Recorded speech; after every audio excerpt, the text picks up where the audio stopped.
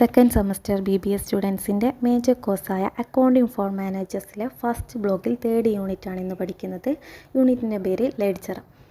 Second യൂണിറ്റായ ജേണലിൻ്റെ തുടർച്ചയെന്നോണമാണ് ഈ chapter പോകുന്നത്. അക്കൗണ്ടിങ്ങിൻ്റെ ബേസൊന്നും അറിയാത്തവർക്ക് വേണ്ടി പറഞ്ഞതാണ്. സെക്കൻഡ് യൂണിറ്റ് പഠിച്ചാൽ മാത്രമേ തേർഡ് യൂണിറ്റ് ക്ലിയറായി മനസ്സിലാവുകയുള്ളൂ. എന്താണ് ലെഡ്ജർ എന്ന് നോക്കാം.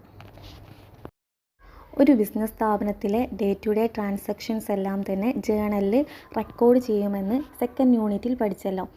എന്നാൽ ജേണലിൽ റെക്കോർഡ് ചെയ്തതുകൊണ്ട് മാത്രം പെട്ടെന്നുള്ള ഇൻഫോർമേഷൻസ് ഒന്നും ലഭിക്കണമെന്നില്ല. അതായത് എത്ര ഗുഡ്സ് പർച്ചേസ് ചെയ്തു, എത്ര സെയിൽ ചെയ്തു, എത്ര കിട്ടാനുണ്ട്, എത്ര കൊടുക്കാനുണ്ട്, അങ്ങനെയുള്ള ഡീറ്റെയിൽസ് ഒന്നും പെട്ടെന്ന് ജേണലിൽ നിന്ന് ലഭിക്കത്തില്ല.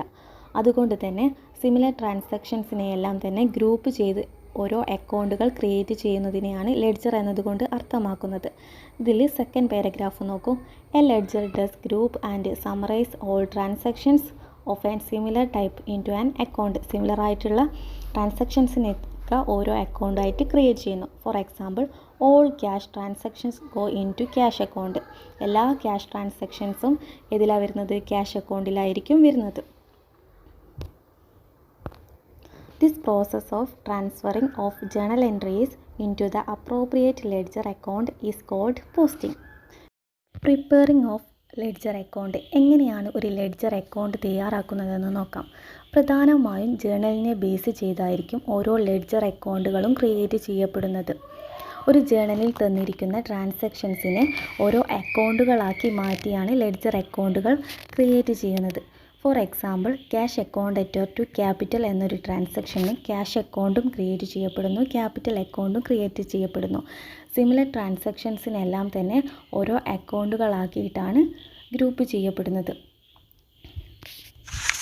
എന്താണ് ലെഡ്ജറിൻ്റെ ഫോർമാറ്റ് എന്ന് നോക്കാം. ഒരു ഡെബിറ്റ് സൈഡും ഉണ്ടാകും, ഒരു ക്രെഡിറ്റ് സൈഡും ഉണ്ടാകും. ഡെബിറ്റ് സൈഡിൽ date, particular, JF, amount. Credit സൈഡിലും ഡേറ്റ്, പർട്ടിക്കുലർ, JF, എമൗണ്ട്. ഇങ്ങനെയാണ് ലെഡ്ജർ അക്കൗണ്ടിൻ്റെ ഫോർമാറ്റ് രൂപീകരിക്കുന്നത്. ഇവിടെ ഒരു ജേണൽ തന്നിട്ടുണ്ട്. എങ്ങനെയാണ് ലെഡ്ജർ അക്കൗണ്ടുകൾ തയ്യാറാക്കുന്നതെന്ന് നോക്കാം. ക്യാഷ് അക്കൗണ്ട് അറ്റർ ടു ക്യാപിറ്റൽ. ക്യാഷിനും അക്കൗണ്ട് ഉണ്ടാക്കണം, ക്യാപിറ്റലിനും അക്കൗണ്ട് ഉണ്ടാക്കണം. അങ്ങനെ പർട്ടിക്കുലറിൽ തന്നിട്ടുള്ള ഓരോ ഐറ്റംസിനും അക്കൗണ്ടുകൾ ക്രിയേറ്റ് ചെയ്യണം. ക്യാഷ് അക്കൗണ്ട് അറ്റർ ടു ക്യാപിറ്റൽ. ക്യാഷ് അക്കൗണ്ട് അറ്റർ ടു ക്യാപിറ്റൽ. ക്യാഷ് എന്ന് പറഞ്ഞാൽ എഴുതൂല ക്യാഷ് അക്കൗണ്ടിൽ, പകരം ക്യാപിറ്റലാണ് എഴുതുക. To capital. ടു വരുന്നതൊക്കെ എപ്പോഴും ഡെബിറ്റ് സൈഡിലും ബൈ വരുന്നത് എപ്പോഴും ക്രെഡിറ്റ് സൈഡിലുമായിട്ടാണ് എഴുതുന്നത്. നെക്സ്റ്റ് നോക്കാം. മെഷീനറി അക്കൗണ്ട് അറ്റർ ടു ക്യാഷ്. മെഷീനറി ബൈ സൈഡിലാണ് എഴുതുന്നത്. ബൈ മെഷീനറി എന്ന് പറഞ്ഞാൽ എഴുതി അതിൻ്റെ എമൗണ്ടും എഴുതുക. ക്യാഷ് അക്കൗണ്ട് അറ്റർ ടു സെയിൽസ്. സെയിൽസ് ടു സൈഡിലാണ് വന്നത്, അപ്പോൾ ടു സൈഡിൽ വരുന്നതൊക്കെ ഡെബിറ്റ് സൈഡിൽ. റെൻ്റ് അക്കൗണ്ട് അറ്റർ ടു ക്യാഷ്.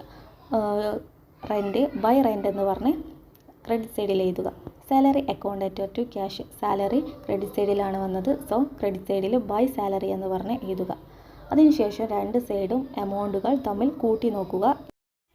ഡെബിറ്റ് സൈഡും ക്രെഡിറ്റ് സൈഡും ഇങ്ങനെ കൂട്ടി നോക്കുമ്പോൾ ഏറ്റവും കൂടുതലായി ലഭിക്കുന്നത് ഡെബിറ്റ് സൈഡിലാണ്. 7 lakh കിട്ടുന്നത്. ആ 7 lakhനെ രണ്ട് സൈഡിലും ബാലൻസ് ചെയ്ത് എഴുതുക. എന്നിട്ട് കുറവ് കിട്ടിയ ഭാഗം ഏതാ? ക്രെഡിറ്റ് സൈഡല്ലേ. ആ ക്രെഡിറ്റ് സൈഡിനെ 7 lakh കൊണ്ട് കുറയ്ക്കുക. അതിലുള്ള എല്ലാ എമൗണ്ടുകളും കുറച്ചാൽ നമുക്ക് ഒരു എമൗണ്ട് കിട്ടും. ആ എമൗണ്ടിനെ ടു ബാലൻസ് PBD എന്ന് പറഞ്ഞ് ഇവിടെ രേഖപ്പെടുത്തുക.